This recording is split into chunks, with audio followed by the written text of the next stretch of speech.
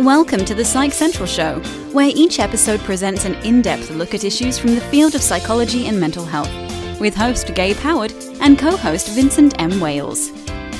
Hello everyone, and welcome to this week's episode of the Psych Central Show podcast. My name is Gabe Howard, and with me as always is Vincent M. Wales. Before we get started, are you looking for a podcast featuring two people discussing their life through the lens of mental illness? You probably don't realize it, but you need to be listening to a bipolar, a schizophrenic, and a podcast featuring me, Gabe Howard, and Schizophrenic NYC founder Michelle Hammer. Remember, if you aren't listening, then you aren't listening. Go to psychcentral.com/BSP and check it out. Please welcome to the show Dan Schabel, author of Back to Human. Online and mobile technologies have created the illusion that today's workers feel highly connected to one another. Dan says that in reality, most feel isolated. Dan, welcome to the show. So happy to be here, Gabe. Well, we really appreciate you being here. So first, just to put it all out there, technology is why this podcast exists. As you mentioned during your little pre-interview, you're in New York City. I'm in Columbus, Ohio. Vin is in Sacramento, California. We're using technology to connect. And of course, our listeners are downloading the podcast and hearing this incredible conversation. So the first thing that enters into my mind is, why are you being mean to technology? Yeah, I'm not being mean to technology. I have realized the power of technology through my career because it has enabled me to connect with everyone, anywhere, at any time. It's given us freedom and flexibility to work from home or a co-working space and really be in charge of our own career and life. But at the same time, it's also isolated us and created weaker connections, which has led to more loneliness and less commitment to our teams and organizations as a result of overuse and misuse of it. So really what I'm trying to do with this book is generate more self-awareness that people are overusing and misusing the technology and forcing them to create more human connections through the technology instead of using it as a crutch to communication. We tap our phones over 2,600 times a day and look at our phones every 15 minutes. So if we're really addicted to this technology, and we're using it to avoid the face-to-face conversations that are so critical to our mental health. Well, Dan, saying it that way makes it seem like it's an intentional thing. It's like we're using our phones to avoid something distasteful in the real world. Is that what you're trying to say? Well, there was one study that was conducted that found that someone with 150 Facebook friends only has 3 that they can count on in an emotional crisis. So we want to feel like we're so connected, but in reality, how many people are really going to call us if we're in the hospital? And that's really how I define real friendship.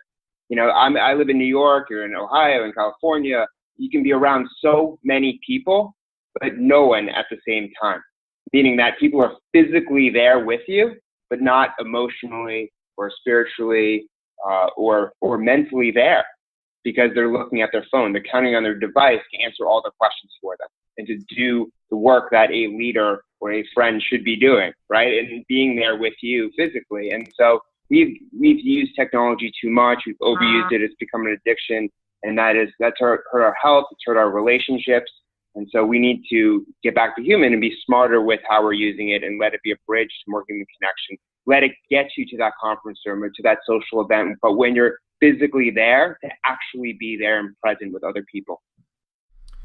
One of the things that I think that it's interesting that you said is that the average person looks at their phone every 15 minutes. And that actually struck me as wrong. I thought that has to be incorrect because I look at my phone probably about every 2 minutes. Mm-hmm. I can't imagine going an entire 15 minutes not looking at my phone. But I understand what you're saying about being present. One of the constant struggles in my marriage is honey, put the phone away. And it really is both ways. It's her saying it to me, it's me saying it to her, because it's just so easy to go out to dinner and sit there and ignore each other. So I believe that's what you're saying, right? Like making your reservation on your phone, good idea. Using your phone at dinner and ignoring your spouse, bad idea. Absolutely. I had interviewed someone for the book. I interviewed 100 young top leaders for the book. And one of them told me that him and his wife in bed would just look at their devices instead of talk with each other. And they created a rule to not allow technology in the bedroom. And then in the workplace, many leaders are saying, hey, when you're in a physical meeting room, put your phones in the middle of the table so they can freely brainstorm and share ideas that can translate into new innovations, creativity, and impactful work, instead of doing work when they're supposed to be interacting with others. So a meeting is supposed to be a meeting where you're interacting and not one where you're sitting there doing work outside of that meeting that could be done later. And so this is all really translates into isolation. You look in the workplace now, even if you go to a physical office, people are having lunch at their desk instead of actually asking a coworker to lunch. So we're actually, using technology as a ex post facto of everything. And it's so interesting. In the study I did with Virgin Pulse of over 2,000 managers and employees in 10 countries, we found that email is the biggest culprit. People would much rather email than have a face-to-face conversation. Yet research in the Harvard Business Review says that one face-to-face conversation is more successful than 34 emails back and forth. Wow, that's incredible. Now, one of the things I heard bed, and that made me happy because I love to sleep, but as somebody with bipolar disorder, I have to practice something called sleep hygiene. And long before phones were as ubiquitous as they are now, I had to do certain things that a lot of my friends saw as weird. For example, I have never in my adult life had a television in my bedroom. And now that phones are here, I leave my phone charging downstairs. It's literally not close to me. I can't roll over in the middle of the night and check it. I don't use it in bed because these things impact my sleep. So it sounds like you're saying, and please, explain it better. We'll go with explain it better. It sounds like you're saying that phones are really taking away from the goal of your job or your career rather than adding to it in some cases. Like we need to practice work hygiene. Yeah. So when I interviewed the 100 young leaders, they described technology as being a double-edged sword. It's really about how you're using it, and your goal is to not misuse it or overuse it.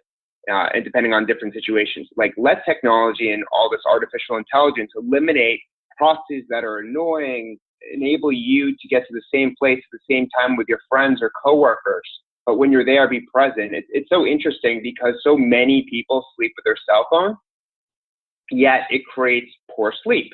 And there was a recent study by UC Berkeley that found that poor sleep triggers viral loneliness and social rejection. So if you don't get a good night's sleep, it's going to affect your relationships the next day in the workplace or at home because you're tired, you're grumpy, you don't want to deal with people. And that in itself can make you miserable and give you some sort of isolation and loneliness. We're hearing occasionally about being addicted to technology. Do you think that's a good way to put it? Yeah, and the technology is purposely making you addicted. Right? So all these like behavioral scientists who work for Google and Facebook and all these tech companies, their goal is to get you addicted to their apps and websites because that's how they make money. The more you use these websites, these apps, these phones, the more money they make, right? Because, the more you use the phone, you got to upgrade the maintenance. You got to get, maybe if your screen breaks like mine just did, I got to get a new screen. And so it is constantly making them money. So the incentive is to get you addicted. And so it's really on the individual, like us on the phone or people listening, to recognize the addiction, to be aware that you're using it too much. And then maybe to turn alerts off or to put your phone in another room, to be more conscious of how you're using it, when you're using it, and for what purpose. That's very, very interesting. Now, I had mentioned sleep hygiene, and sleep hygiene has clear rules, like only use your bed for sleep and sex, and don't have a television in your bedroom. Don't bring your technology. And these are clear and simple rules. And I know this may be a difficult question to answer, but are there clear and simple rules to not being a technology addict?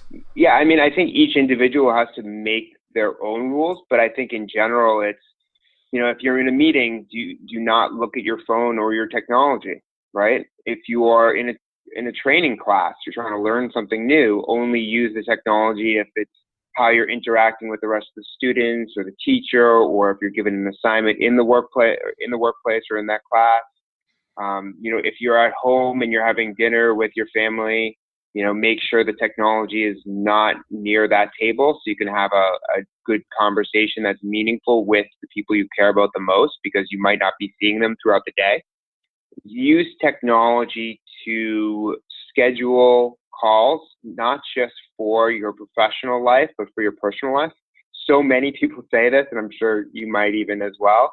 If it's not on my calendar, it doesn't exist. But we should say the same thing about personal activities on our calendar too. Carve out time on your personal calendar to be with friends, to be with family, to go to social events, and really force yourself to create these habits. I'll give you a good example. In New York City, there's so many events going on, and it's so easy to go to an event with a friend. But when you're at an event with your friend, you're going to spend the whole time with that friend. So go to an event alone and pay money to go to that event, so it forces the behavior. So it's really you got to kind of like hack your day and figure out what's working for you, and then focus on creating those habits, because it does take time to break habits and form new ones. So in order to cut back on this and have better technology hygiene, I suppose, is it better to go cold turkey in these kind of things, or try to wean ourselves off of it? It's not about even weaning yourself off of it. It's about when and how you're using it. So use it for the purpose of creating more human interactions, right? For instance, schedule a call using a chatbot, or even using just Google Calendar, and make sure on that call that you're fully present and you're not looking down at a screen, right? So it can be that simple. So it's really creating the habit. Let the technology do the work you don't want to do to schedule the call. Do the work you don't want to do to, answer basic questions from applicants, let's say in the workplace. And then wait until the actual interview, if you're interviewing someone, or, if you're on a date, be fully present during those situations. Using it as a bridge to human connection and not a barrier. Using it to force the habit of picking up the phone, or connecting with people in person. I mean, Maslow's hierarchy of needs. It's like once you have safety and shelter, and food accounted for, then it's your love needs, right? You need to be around other people. And in the study, we found that half of the global workforce has 5 or fewer friends at work, and about 10% has 0 friends at work. So people lack friends in the workplace, yet we spend so much time working, a third of our lives. And then at home, if we don't have meaningful work, if we don't have good relationships at work with our boss and our team, that carries into our personal life. And that's one of the things that I've studied, is if you have a bad work experience, it hurts your personal life. And no wife, your children, your friends want to hear every day about how much you dislike your manager, or how, you haven't been promoted, or you feel unfulfilled. I mean, that's why the first chapter is called Focus on Fulfillment. You got to get your own fulfillment right before you can support others. This episode is sponsored by BetterHelp.com. Secure, convenient, and affordable online counseling. All counselors are licensed, accredited professionals. Anything you share is confidential. Schedule secure video or phone sessions, plus chat and text with your therapist whenever you feel it's needed. A month of online therapy often costs less than a single traditional face-to-face session. Go to BetterHelp.com/Psych Central and experience 7 days of free therapy to see if online counseling is right for you. BetterHelp.com/Psych Central. One of the questions that I have is, people say that you go to work to earn a paycheck. You don't go to work to make friends. Now, I'm a very extroverted person, so I have never followed that, but I have heard it my entire life. Remember, these are your coworkers, they're not your friends. And in many work cultures, they're not even your coworkers. They're your competition. How do we break through that? Because, like you mentioned, if you're fighting for a promotion, you're probably fighting your friend pool for that promotion. So I have to imagine that can be pretty isolating and make people feel pretty lonely. Yeah, I interviewed Richard Branson last year, and he said that if you have, friends outside of work, you should have an equal amount of friends at work, right? Because you're spending so much time at work. The average work week is 47 hours a week for a full-time salaried employee in the United States, and 43 for part-time worker. And so, we're always working. Not having your phone is a new vacation. People are responding to emails on vacation outside of work hours. You're always kind of working. And because we're spending so much and dedicating so much of our our lives to our work, if we do not like the work we're doing and don't find meaning in it, and we don't like who we're doing that work with, we're going to be disengaged. And 85% of the global workforce is disengaged or actively disengaged. So that's why work is kind of a hostile environment. People are unsatisfied, unhappy, and that affects your mental well-being. And so I focus so much in my career on improving the workplace, because if you get work right, it really helps your personal life. Outside of leadership, because I know having a good leader will help you get work right, but outside of that, how does somebody get work right? And I'm making air quotes, just nobody can see them because it's a podcast. Yeah, getting work right is, if you don't have a job or you're looking for a new job, being very thoughtful and specific about the type of job you want that leverages your strengths and capabilities, and not just being interviewed, but interviewing the manager to make sure he or she and the rest of the team, fits in line with you and your values, making sure that your values are represented in your company, and just making sure that you're in a strong position where, you're doing work that has impact, and then you're using technology in many cases to eliminate the operational administrative work that you don't really want to be doing, so you can focus more on more of the meaningful, impactful work that leverages your emotional intelligence and IQ. And I think getting work right is about being in the right environment with the right people doing the right work. So you need all three of those to be aligned. And in choosing the right leader to work for is so critical, like you're saying, because you want a leader who's very empathetic. If you come and you're bipolar or you suffer from anxiety like me into the workplace, you need a leader who can empathize with you and meet you where you are and support you if you need a mental health day, for instance. You also need a leader that can create a safe environment where you can freely share ideas without repercussions. So you feel empowered and you feel like your ideas are taken into account when there's decision making. And you need a leader who creates a culture of shared learning. This is chapter 3, where I'm all about shared learning, where things are moving so fast, business is moving and changing so quickly. So in order to adapt to those changes and be relevant as an individual trying to build a career, we have to rely on others to share information and share what you know to keep up with the speed of business. So I think you need a leader that embraces learning and supports you from a learning development perspective, creates a safe environment where you share ideas, and it's empathetic and can really relate to your situation and support your needs where you are and what you need when you need it. I couldn't agree more. I've worked for a number of companies over the years, and I've seen really awful leaders who are so completely out of touch with their workers that it's just not even funny. And then I've seen a changeover even within the same company where the entire culture of a company has changed because of a new leader coming in and having some more empathetic ways of looking at things and doing things. And it makes such a huge difference that it's just remarkable.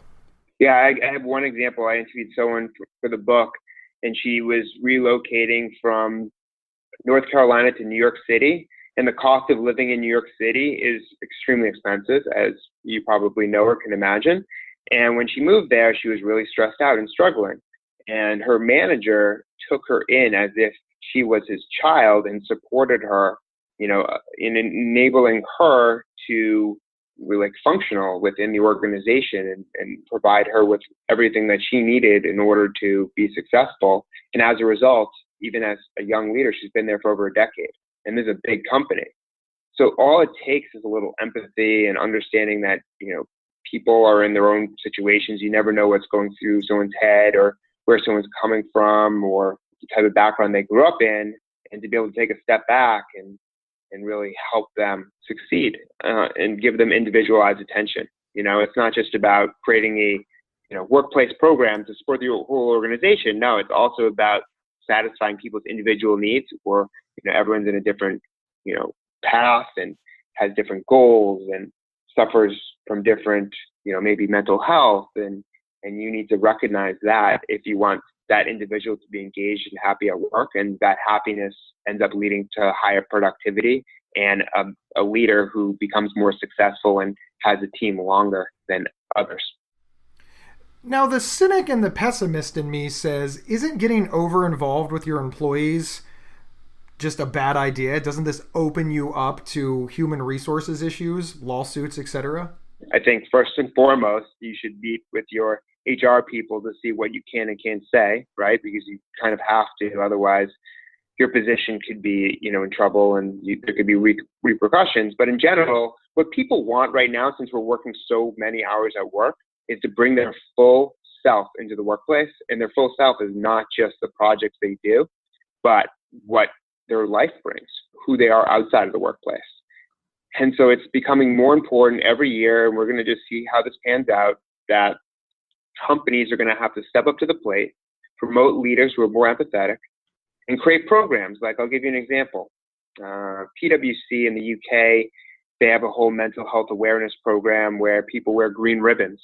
And the green ribbons represent, hey, it's okay to talk to me about mental health.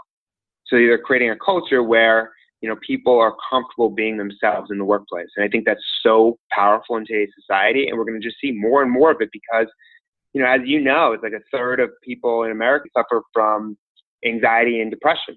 And that's not even bipolar and the other, mental illnesses. And so it's really important to account for all of these because people have always suffered. It's not like it's not like my grandfather didn't suffer from extreme anxiety. It's just no one knew it was anxiety back then, and there was no treatment, and there was no awareness. So all of this existed. It's just much more visible now, and you have celebrities like Mariah Carey and others that have come out, and Mariah Carey being bipolar and other celebrities coming out and being more comfortable, and that's allowed other people to come out and feel safe about it. So we're headed for major changes. That's why what you're doing is so powerful. Thank you so much. I really, really appreciate that. I'm 42 years old, and I remember growing up, my father's workplace. My father is a retired truck driver, but we got a Thanksgiving turkey every Thanksgiving from the workplace. We had holiday parties, and to be fair, we called them Christmas parties back then, but there was a lot of events at my father's workplace that he brought his children to. We don't seem to have that anymore. So it sounds like to me that you're saying that we need to go back to the way that it used to be done. So everything old is new again. Did we once have this right and then we just moved away from it and that was a mistake? Wow, you really hit on a key topic because only 20% of companies have social activities and company outings for their employees. Yet what we found in the Virgin study is that that's the number one way to engage employees on a basic human level. And so absolutely social activities are really, really important, right? And back in, we have a whole comedy sketch that we're releasing for the book, and it's a birthday party from 1980 versus today. And in 1980, people were celebrating in the office and they bring birthday cakes. And today we're using Facebook invites to get people to a location, and then when they're there, people are just on their phone people are more concerned about taking pictures so that people on social media can look at the pictures and like them and comment on them than the actual birthday boy or girl. So I think in many ways the old is the new, right? It's like the best way to stand out if you want to get a job is after the interview you write a handwritten note instead of an email because no one's doing that. So you stand out. So it's like a lot of these old principles actually allow you to stand out now. If you want to network with someone and all you do is email, that's less effective than, going and meeting them for coffee because that's how you form the stronger relationship that will lead to more opportunities. So I absolutely agree that organizations should promote more social events. And I think it's not just the organization, it's the leader, it's the employee that needs to take ownership of this and really get engaged, because if the company's not doing it, maybe you should organize a tennis league or some sort of, social outing with your coworkers to get to know them more because you're spending so much time with them. So if technology is causing all of these problems with social isolation and all that and everything in the business place, do you think that businesses should have bans on certain things? Should they, not allow phones in the meeting rooms or anything at all like that? No, I don't think so. I think we have to treat people like adults, regardless of age and global location. But at the end of the day, I think, the leader and the employees should be more smart about how they're using the technology, right? The book, in a sense, is a wake-up call to people to have them rethink about how and where they're using the technology and to use it more purposefully. So I think what's really smart is, hey, let's get back to human. Let's be more conscious about how we're using this technology. It is good. It's helped me build a good career. It's connected people from all around the world. But hey, let's use it as a bridge to the human connection, because the human connection is what we need, and we can't lose track of that because it's happening whether we like it or not. Dan, thank you so much. Please tell us the title of the book and where we can find it. Back to Human, How Great Leaders Create Connection in the Age of Isolation. You can find it on Amazon or Barnes & Noble, indie bookstores, or anywhere in China, UK, Australia, Singapore, wherever books are sold. I love it. And what's your website, Dan? It's danschawbell.com, SCHAWBEL.com. And you can listen to my podcast, 5 Questions with Dan Schawbell, as well. And hey, I may be on it someday. I'm just teasing. I have to be like Condoleezza Rice level. Dan, thank you so much for being here. We really appreciate it. Do you have any final words, and then we'll head on out? Yeah, I think one of the big messages that I've been telling people now, and I think this is really important and it's resonating, is people need to lean into who they actually are, because that's where your greatest strengths lie. It makes you unique. And by bringing that into the workplace and having a leader who is supportive of that, you'll be successful and everyone will win as a result, because people like people, we all have flaws, we all have things we're going through, and that's how we bind with each other and form strong relationships at work and outside of work. All right. Thank you, everybody, for tuning in. And remember, you can get 1 week of free, convenient, affordable, private online counseling anytime, anywhere by visiting betterhelp.com/psychcentral. Thanks, everyone, and we'll see you next week. Thank you for listening to The Psych Central Show. Please rate, review, and subscribe on iTunes or wherever you found this podcast. We encourage you to share our show on social media and with friends and family. Previous episodes can be found at psychcentral.com/show. Psychcentral.com is the internet's oldest and largest independent mental health website. Psych Central is overseen by Dr. John Grohol, a mental health expert and one of the pioneering leaders in online mental health.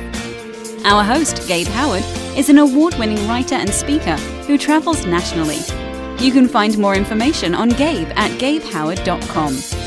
Our co-host, Vincent M. Wales, is a trained suicide prevention crisis counselor and author of several award-winning speculative fiction novels.